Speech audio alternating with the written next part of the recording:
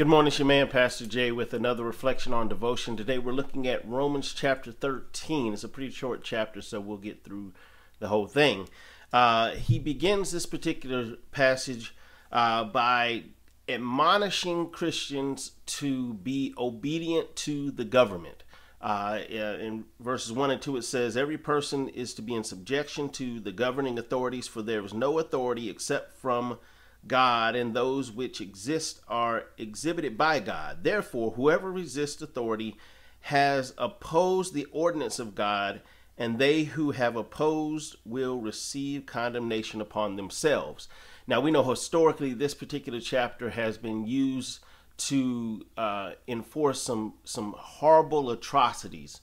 But we have to understand, given the context of the entire Bible, the Christians are supposed to be submissive to authority. That is one thing that is constantly preached. We're not to be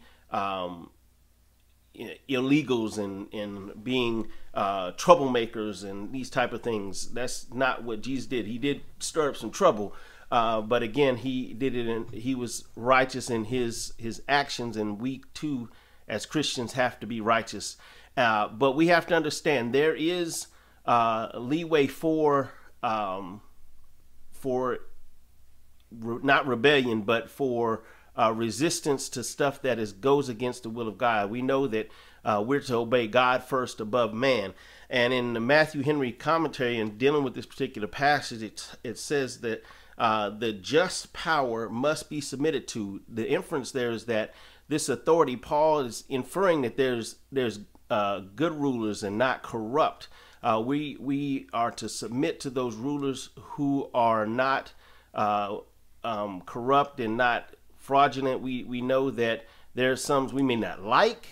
However, if they're doing things within the bounds of the law, then it is our obligations as citizens to be obedient to that.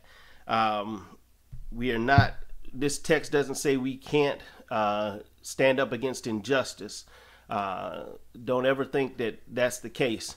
But as Christians, we're to be law abiders. We're supposed to be submitted to the law of the land. We're to respect authority. We're to be mindful and be good citizens wherever we may be. In verse 10, he makes a shift out of this. He says, owe nothing to anyone except to love one another, for he who loves his neighbor has fulfilled the law. Now, this is something that is one of the linchpins of my ministry, is the fact that if we are engaging in the practice of love, as described in the Bible, particularly 1 Corinthians chapter 13, if we're engaged in this type of love activity, this agape, then we are not going to break the law. We don't have to worry about whatever laws may be placed upon us. We don't have to worry about the commandments of God. Because if we're operating in love and God is love, then we are not going to do anything to violate God's law. But Paul is very specific here in verses 9. In verse 9, he quotes some of the 10 Commandments. And so for those who, are legalists, you have to look at this and understand that if we are operating in love, then we're not saying the 10 Commandments are done away with and no longer binding on Christians. The reality is that as a transformed person who is in a loving relationship with Christ and exhibiting his fruit of the Spirit and his characteristics of love, then we don't have to focus on the law, because the law is going to be obeyed naturally. And so we have to be sure that we are operating in this love dynamic, because again, verse 10 says, love does no wrong to a neighbor, therefore love is the fulfillment of the law. And he wraps up this chapter in verses 11 through 14 with a warning.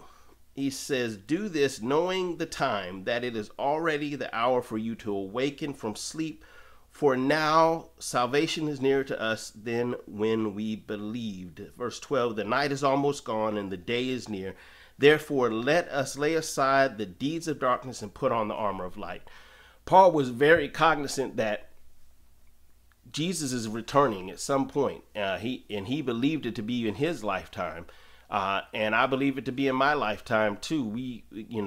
Some people may be frustrated or grown weary of the delay, but we have to understand that God is very gracious. He's very merciful, and He gives us the time to be able to come to a knowledge of Him and to know the sacrifice that He made on our behalf, and to be able to apply that to our lives. So we have to be cognizant and know that God is coming soon. Jesus is going to return. He promised it. It's going to happen. And we need to be spreading the news. We need to be mindful and making sure that we are in relationship with God, recognizing that He has done everything that's needed for our salvation. We just need to receive it. We need to be thankful for it, acknowledge it, knowing that those who choose to refuse this gift, reject this gift, they've got a very different outcome than those who accept the gift of everlasting life that Jesus has promised. I pray that you'll continue this journey with us. We're going to be into Romans chapter 14 tomorrow.